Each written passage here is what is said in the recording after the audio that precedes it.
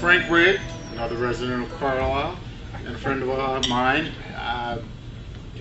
is the former curator of the JFK Library, and before that he was the director of the Paul Revere Memorial Association, and he's originally from the mother country. So without further ado, I'll give you Frank Rigg.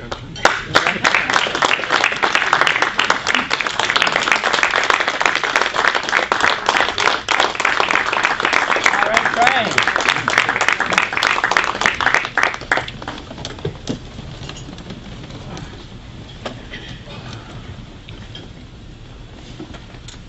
Thank you, Steve.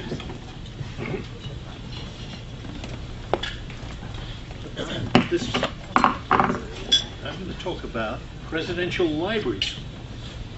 It seemed an appropriate time to do that, as this is the week of President's Day.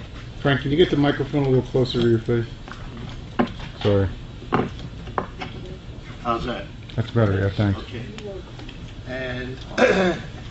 And also, as President Obama comes down to the end of his term, you're probably going to see quite a bit about the development of his library.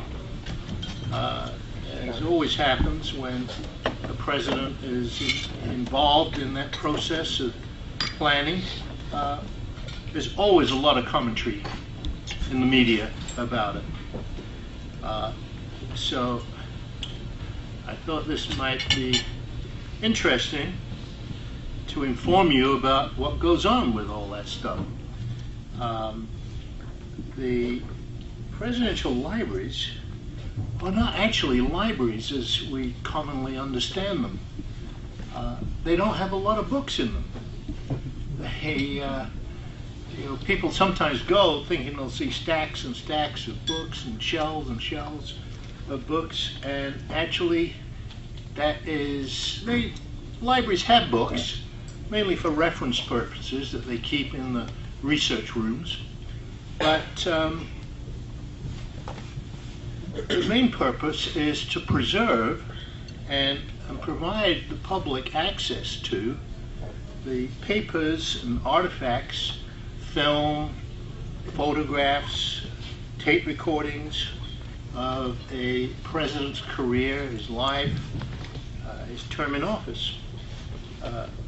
Presidential libraries, like their contents, the things that they contain, belong to the people of the United States. As with many things concerning the story of the presidency of the United States, in a way, the story of presidential libraries began with George Washington. When he left office in 1797, he packed up whatever papers he had saved and took them to his house in Mount Vernon. He regarded them as his personal property. And this set a legal precedent that every president up until Ronald Reagan has followed. And consequently, presidential papers, records, were lost, scattered, sold to collectors and autograph hunters, ruined by poor storage conditions, and even destroyed on purpose. After Abraham Lincoln's death, Mrs. Lincoln burned all his White House papers. I'm not sure why. So there was no continuous record of presidential communications and actions. And nothing changed until 1939, when President Franklin Roosevelt was looking at the quantity of papers that he and his White House staff had accumulated and thought there should be a better alternative. So he consulted with his advisors, historians, archivists, and he began planning his presidential library by donating those papers, his personal papers, his presidential papers, to the federal government. Friends of his, associates, formed a nonprofit corporation to raise funds for the construction of the first presidential library and museum on his estate in Hyde Park. And Congress agreed to accept that facility as a gift, along with the evidence of his presidency, including his White House papers, his and Eleanor's personal papers, official photos, film artifacts, including many valuable gifts that he and his wife received from foreign governments, such as large amounts of very valuable jewelry that Eleanor received as gifts. And FDR's own personal collection, very significant collection of maritime art. And his motivation stemmed from his belief that all these things were part of the national heritage and they should be available for the public to examine and study. And in turn, the U.S. government pledged to operate and maintain the building and its contents, employing archivists and conservators, curatorial and exhibit specialists to work on preserving and organizing them and making them available in a museum or in a research room. And with some slight changes, that tradition was followed until the present. In 1955, Congress passed an act to make this a regular feature, and in the same year, Harry S. Truman opened his presidential library in Independence, Missouri, which happens to be among my favorites because it's so down-homey. And you know, he used to walk down there, down the street to the library every day, and the reporters would wait for him, and you know, he'd come out with these quips that he was famous for. And Herbert Hoover followed in 1962, opening his library in West Branch, Iowa. And everybody followed that example, all the way through George Bush, whose library opened in 2013 at Southern Methodist University in Dallas. Most of them are in the hometown or state of the president. The Obama Library will be on the south side of Chicago, where he spent a lot of time. The President's White House files are the core of presidential libraries.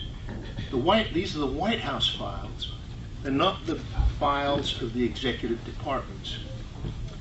All those, like Department of Defense papers, Secretary of State, State Department papers, Treasury papers, they're all kept to the National Archives in Washington. Now, the kinds of documents that presidential libraries have kept have varied. The earlier libraries, mainly all paper files. Later libraries, digital files. The quantity of documents varies. The earlier libraries have fewer documents, and the later, many, many more. And there's a couple of reasons for this. One is the different presidents' time in office varied, so that you had JFK, who served for 2 years and 10 months, and then you have half a dozen who served 2 terms. That is 8 years. And so consequently, the amount of paper, amount of records that were generated were different. The size of staff also varied. You know, when George Washington was president, I think he had a messenger and a clerk, and that was it. And that's the way he stayed pretty much. And even in the 40s and 50s, you know, they seldom got above 100 staff, maybe 200 staff. Today, the president has a staff of 2,000. So consequently, they are churning out more stuff that the president is obliged to save. Clinton had the largest number of paper records and EV records. Who were the smallest? George W. Bush had the largest set of electronic holdings. Well, who gets to see all this stuff?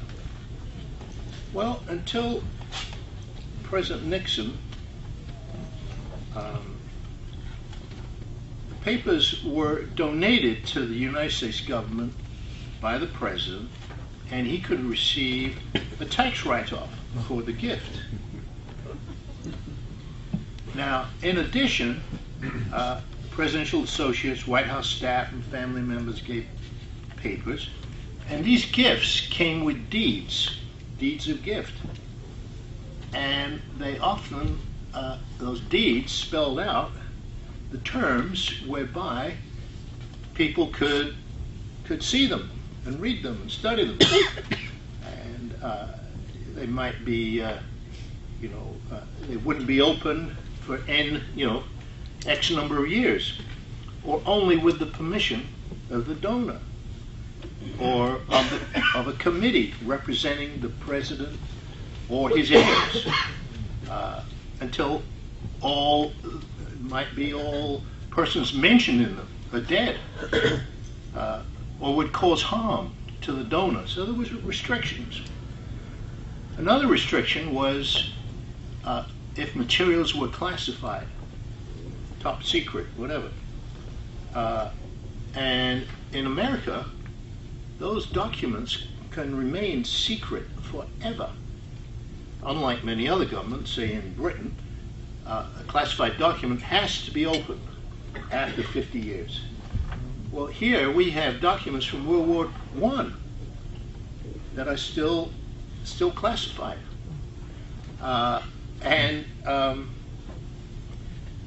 The problem is, in part, is that the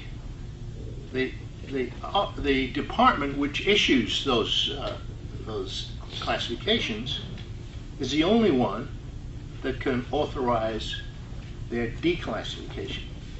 So stuff, just millions and millions of pages of this stuff, and there just aren't enough archivists with the security classification necessary to go through these and determine whether to recommend they be declassified. So we have this huge pile, and it doesn't look like it's going to get any smaller anytime soon. The changes in this whole model came with President Nixon, when Watergate threw a spanner in the works, because Nixon's papers, including the infamous tape recordings with their expletive deleteds and the evidence of his knowledge and involvement in the cover-up of the Watergate break-in,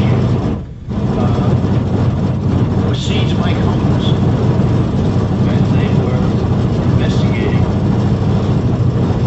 The chefs used a pretty big mixer.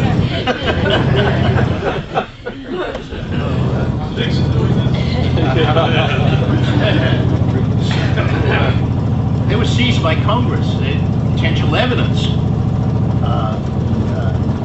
after he was impeached for the trial that he was about to be about to have. The Senate would determine whether he was guilty of high crimes and misdemeanors, and whether he should be removed for office. And so all these papers that were his White House records were kept in the custody of the National Archives. He, of course, resigned, and President Ford pardoned him. And so that made the whole question of a trial in the Senate moot. And he turned around and sued the government for illegal seizure of his property.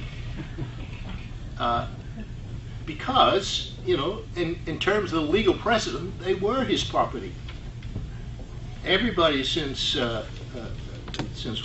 Washington, through Kennedy and Johnson and had owned their presidential papers. So why should he be treated differently?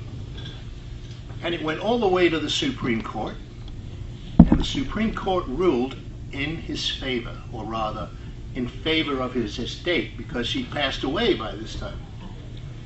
And he was awarded $16 million, the appraised value of all that material, and people were shocked.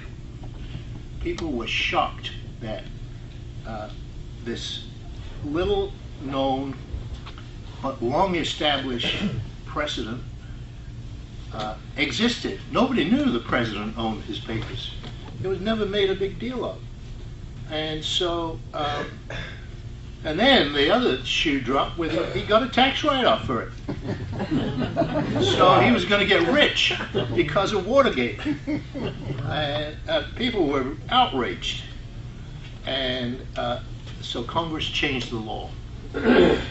And in 1978, Congress made presidential records automatically government property owned by the people of the United States. They weren't gifted anymore. So there were no deeds to, with the restricted clauses as to who could see them. Or indeed, there was no question of what had been selected as to be included in those papers or omitted from those papers. And President Reagan was the first to be affected by the law. Changed the whole framework for access to papers, requiring libraries to respond to any inquiries for access, and they had to give a reason for why access was denied.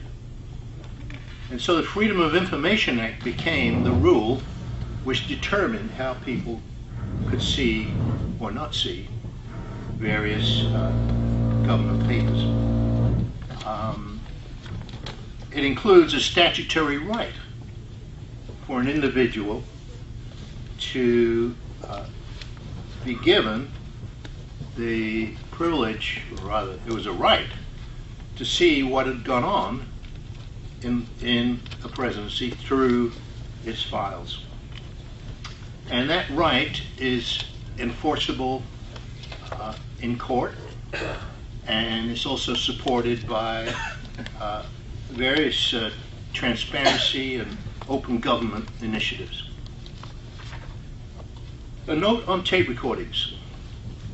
All the presidents since FDR, but not until JFK, did the practice. All the presidents since FDR have tape recorded materials. But it wasn't until JFK that the practice became more frequent, particularly during the Cuban Missile Crisis, because he was so mad after the disaster of the Bay of Pigs, and everybody on the White House staff was going around pointing fingers at other people as to whose fault it was, and saying, "Oh no, it wasn't me. Became so mad at all that he decided he was going to record the meetings so that none of that could occur." Johnson and Nixon increased the practice, and some of them are highly entertaining, particularly Johnson's, known for his colorful language. And I hope you don't mind if I share an example of that. I was down at the Johnson Library once listening to these tape recordings, and he was having a discussion with somebody about a particular Texan politician who had been caught supporting both sides of an argument, and both sides were mad at him. And Johnson said of him, he was at this convention, and Johnson said he was as nervous as a whore in church. It's just a riot.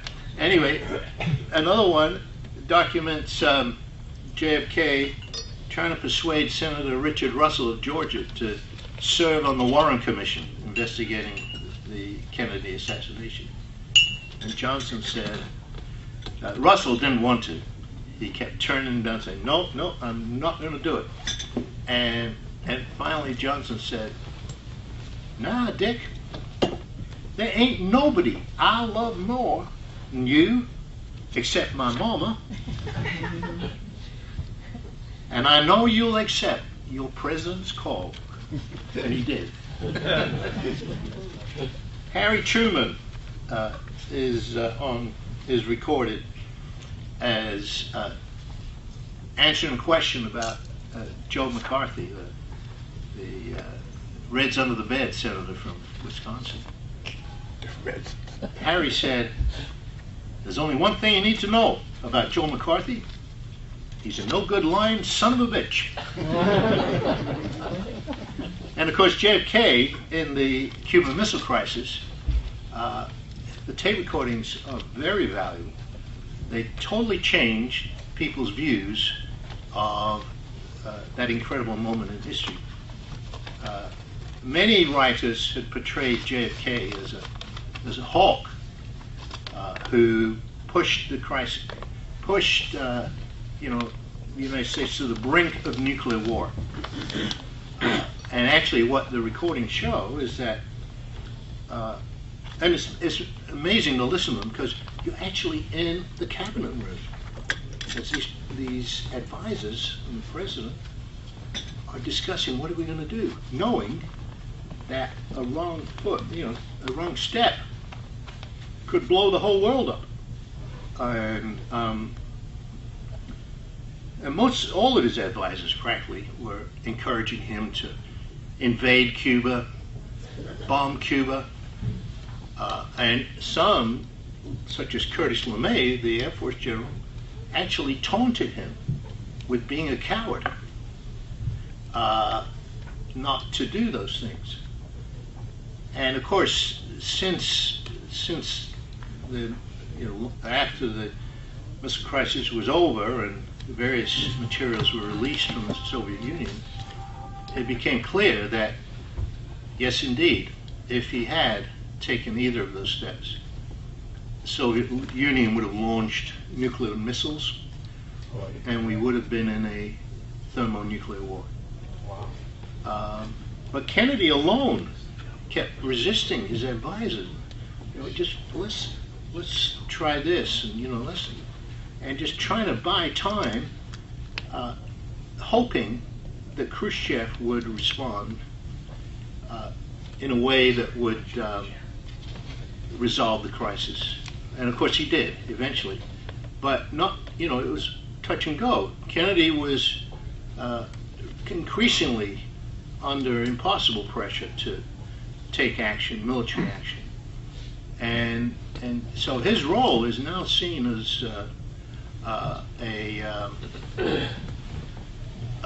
one that contributed to the positive outcome.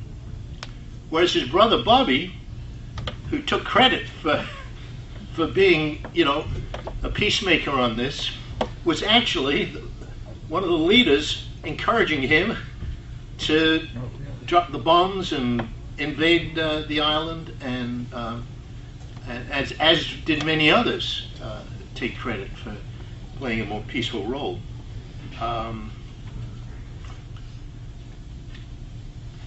It's interesting too that the Secret Service installed the machines, but he controlled them. He turned them on and off, and often he left them on. So you'll be listening, and suddenly you'll see a lawnmower outside the window cutting the grass on the White House lawn, or you hear a vacuum cleaner where some cleaners in the office, old office, cleaning it up. There are now 13 presidential libraries. In the 60s and 70s, we had a series of short presidencies, presidents serving less than 2 terms: JFK, LBJ, Nixon, Ford, Carter, and and the President Bush, the first President Bush, which led to concern about the number of these things and the growing cost of maintaining them and operating them. And there was a trend towards building bigger facilities, more monumental facilities, and people worried about the corresponding exaltation of the executive branch as opposed to the legislative or judicial branch of government.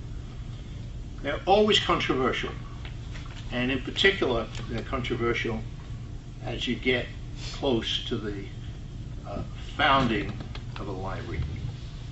And so that's why over the next year you'll see more reportage, commentary, criticism of presidential libraries. It's like clockwork almost. Congressmen start talking about presidential libraries being pyramids to past presidents and the glorification of the presidency.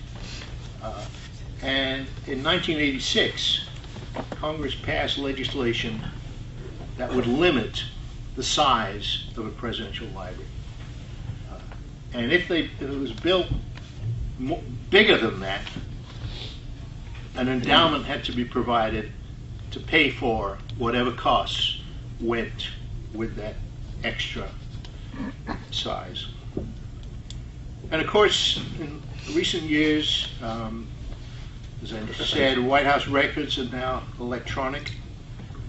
They take up less space than paper, but there are more of them, hugely more. And they raise all kinds of questions about changing formats for reading those records, about issues of security. How do you prevent people hacking into those records? And how do you preserve them? Will they last? I mean, we don't really know how long these records will last. And there's so many of them. All told, presidential libraries hold 400 million pages of documents, 10 million photos, 15 million feet of film, 100,000 hours of recordings, and 500,000 historical objects. So when I leave it there, there's much more to presidential libraries: museums, educational programs, special events. But I think that'll take me at least into next week. So there you go. Yes. Awesome, Frank. Have you been able to go to most of the libraries? Have you? Not all of them, but okay. I have been to most. And funnily enough, the closest one I haven't been to, which is the FDR Library in Hyde Park, New York, which I'm told is really beautiful and includes Eleanor Roosevelt's cottage, Valkill, and the house itself is open to the public. It's owned by the National Park Service. And I remember when Valkill, Eleanor's cottage, was opening,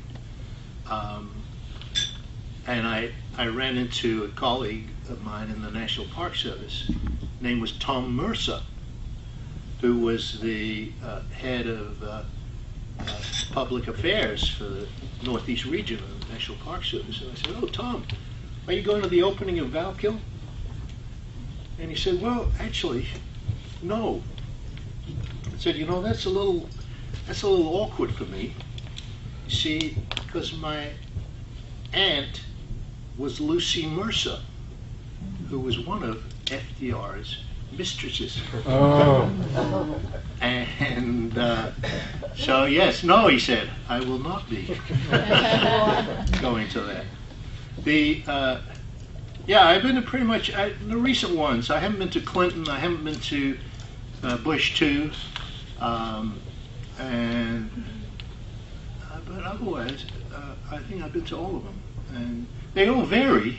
It's interesting to see that, and it's interesting how things stick in your mind that you see.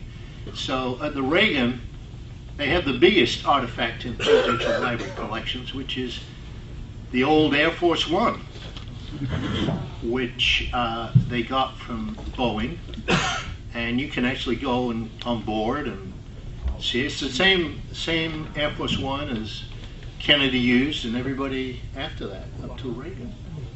So that's a cool thing to have. At the Johnson Library, the two things that impressed me were, one was a shovel, and the other was a letter to his mother. The shovel was sent by this fellow who also sent him a letter that said, "Dear President Johnson, I'm sending you this shovel to bury all the young men who died as a result of you sending them to Vietnam." Wow. Which I always thought that was a very gutsy thing for the Johnson Library to display. So that was one side of it. The other was a letter he sent to his mother when he was a young man and he was teaching in West Texas, a very poor area. And he wrote her and said, asked her to send him a box of toothpaste and toothbrushes because his pupils didn't know how to brush their teeth. Wow. And, you know, that's the Great Society side of Johnson and his generous spirit in terms of trying to lift the poor people in this country.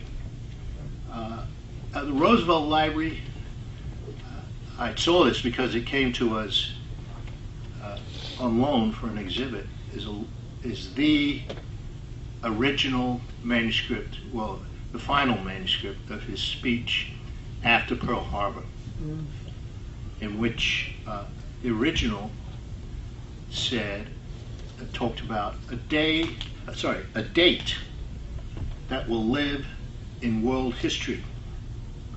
And he crossed the world history out and put a date that will live in infamy. Kennedy, there are things like that in Kennedy's collection. There's one I love, which is when he he gave a speech at the City Hall in Paris. And he opened up by saying, some of you may remember this, "I am the man who accompanied Jacqueline Kennedy to Paris." And he actually wrote that in on the speech that had been prepared for him. And of course, Jackie was a huge hit because she was young, stylish, and spoke French perfectly, and that was one of his additions. But also the coconut shell that he scratched a message on, and that eventually brought rescue for his crew when they were stranded behind Japanese lines in the South Pacific.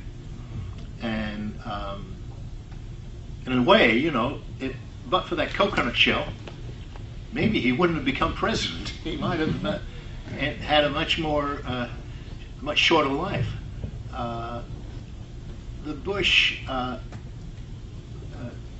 older President Bush Library, there's a letter from World War II after his plane had been shot down, and he had been picked up by an American submarine, and he wrote a letter on the submarine to his parents, and it is just full of anguish over the loss of his crewmate who died in the crash of the plane, and then also there's a cricket ball on his desk, which caught my eye. Obviously, it's coming from England, and that was a gift from the Prime Minister of Great Britain at that time. So that was an interesting thing. Others are, well, at the Hoover Library are the papers of Laura Ingalls Wilder, who many of you may know from the little house on the prairie and the little house in the big woods that particularly girls like to read. And she was from Iowa, and so her papers were donated to the Hoover Library. Very impressive. The Eisenhower Library, which is another one that I love because it too is sort of down home. It's in Abilene, Kansas, and you drive from Kansas City way across the prairie, mile after mile after mile, and you get to Abilene. And there, within the grounds of the Eisenhower Library, is what looks and feels like a chapel, but it's not a religious building. But inside are the tombs of Ike and Mamie Eisenhower. And when I went there, it was just after President George W. Bush had been greeted on the aircraft carrier with that big sign, "Mission accomplished." And over Eisenhower's tomb was this quote, his words, "A man whose fame is built on the terrible sacrifices of others should be duly humble." And I thought, gosh, you know, that told you a lot about Eisenhower's character. The Nixon Library, what I found interesting there was on the land, the property of the library, on one corner is his birthplace, the house where he was born, that was brought there. Very humble little house. And at the other corner is this very grand presidential library. And then at the other corner are the graves of Dick and Patricia Nixon. And I thought, gosh, you know, think about that triangle. And what an incredible story is contained within it. You know, the struggle, the strife, the achievements, the terrible, you know, ending. And they all of them have, you know, their own character, obviously based on the president they represent. I'll leave it there. Very good.